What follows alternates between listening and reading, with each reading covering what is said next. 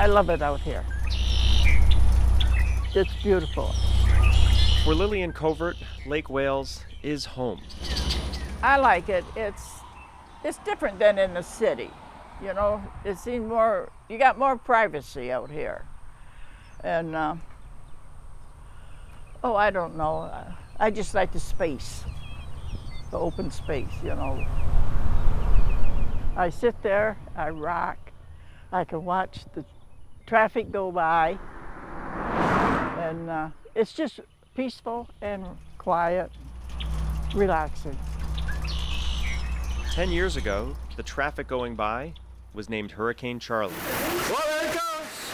Tightly packed and rated a Category 4 when it made landfall, Charlie was an unwelcome visitor. We got in, we dug our way in the driveway.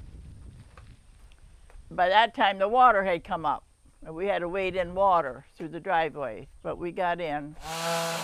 Dug in and rallied together, and eventually put their home back together. Charlie ripped down trees and turned their yard, their oak trees, into a mangled mess. About 4 or 5 of them out there. And they fell down toward the house. Towards the house. But not on the house. But not on the house, no. We couldn't get in the house. We had to dig our way in. Had to do It that. was really something to see. Yeah. But it didn't bother me. Watching it on TV was somebody else. Right. Somebody and something else was just around the corner. First Charlie, then Francis, then Jean. In Lake Wales, many residents weathered the 2004 storm season with faith, but even churches were not spared. First Baptist Church of Lake Wales, it's just off the main drag. Pastor Barry Hooton leads a loyal congregation, one that got one uninvited visitor after the next. That was probably the surprise. You know, one hurricane coming through Central Florida like this every 40 years maybe, but you know, we're busy trying to put things back together and getting, you know, our roof, part of the roof was off Sanctuary, a couple of the other buildings. After Charlie was Francis, and after Francis? Then, 3 weeks later, who would expect, we hit a third one, and of course it came then from the East Coast. And it came across over here and it just finished us off. The rest of what roof was still on, it took it all off, so now we've lost, you know, totally everything. Hurricane Charlie. There was no choice but to rebuild. That was the easy part. While no one died in Lake Wales during Hurricane Charlie, 2 people did pass in the recovery effort. The hardest things that I had to do during the entire thing, it wasn't my house, it wasn't the church. But as I sat there at Lakeland in the emergency room, waiting on his wife to get there to be with the doctors to tell them that her husband had passed away. An impossible moment of grief and a pastor's reflection on a sense of community. Well, when I look back, that's what I see. It was a time when people come together and they gave. It wasn't about taking, it was about giving. We may get hit with a 4th one, I don't know, and we may lose all of our buildings, but if we do, the church is still here because these buildings are not the church. We are the church, the people of the church, and we may be across the street in the parking lot under a tent, but the church is doing well. We're alive and well, and it's only the buildings that are gone, and we can replace buildings. Replace buildings and prepare for the next time.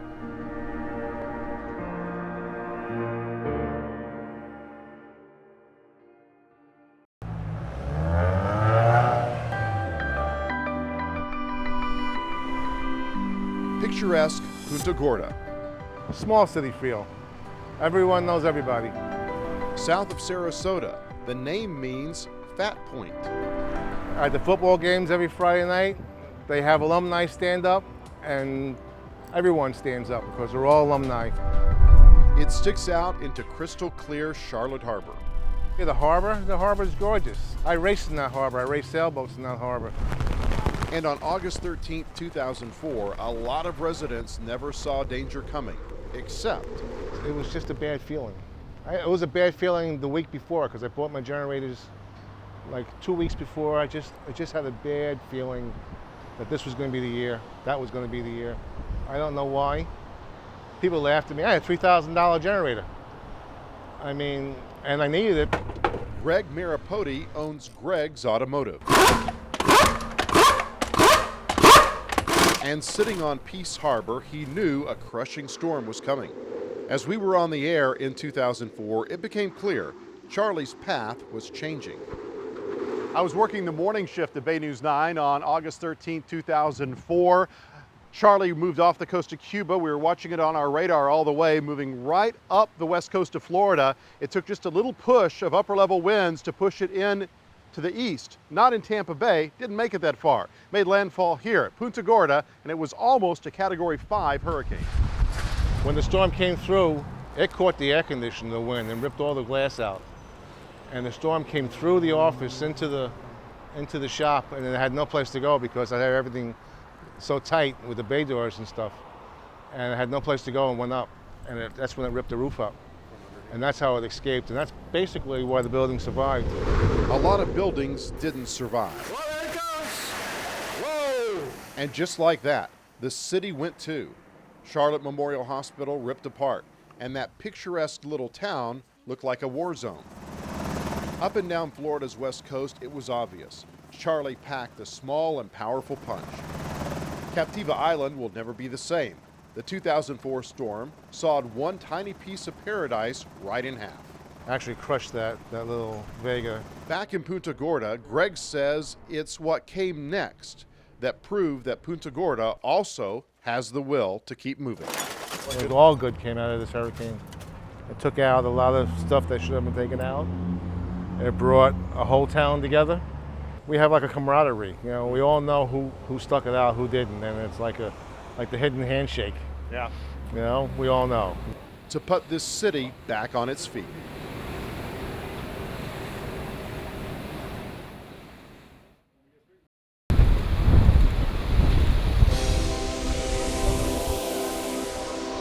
Making it easy.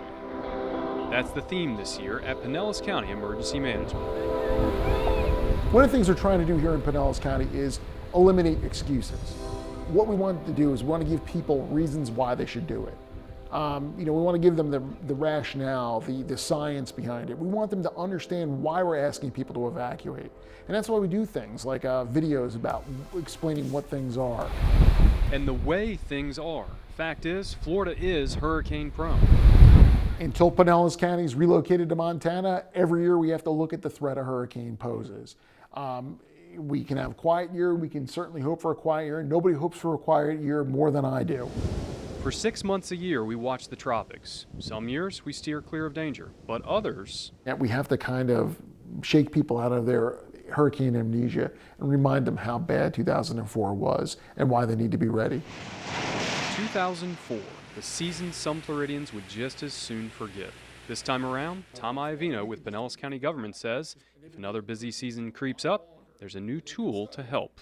What's changed in 2004? The number one thing that's changed is social media.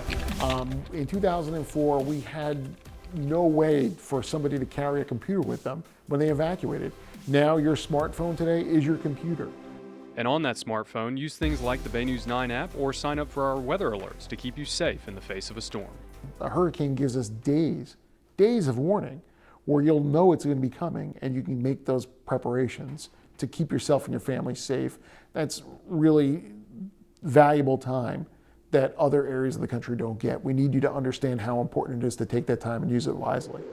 I'm never going to ride the back of a fire truck and go into a burning building to save somebody. I'm never going to face down an armed assailant and arrest them to protect somebody. But hopefully, one day, what we do, what we've been trying to accomplish here will save a life.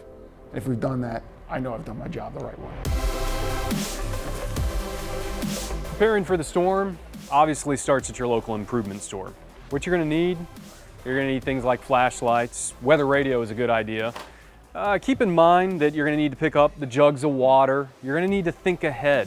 You're going to need to think batteries, lots of them, because when the power goes out, you're going to need a lot of that. And of course, if you want some electricity besides the batteries, you might want to consider the generators. Hi, I'm Lloyd with the Home Depot, and behind me are a few of the items that you will need for the storm season.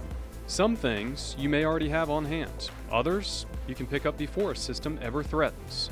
It's really better to be prepared, because if it does happen, then you are really left out in the dark. You don't have to go crazy on it, but you know, it's good to have the staples like your water, your flashlight. We should have that at all times anyways. Here are a couple things you want to make sure you have on your hurricane checklist. A battery-operated clock along with some extra batteries, a manual can opener, clean clothes, and heavy gloves. Make sure you move any outdoor patio furniture inside. Trim dead branches from trees, board up your windows, fill up gas tanks, and pick up extra cash, making it easy to be storm ready.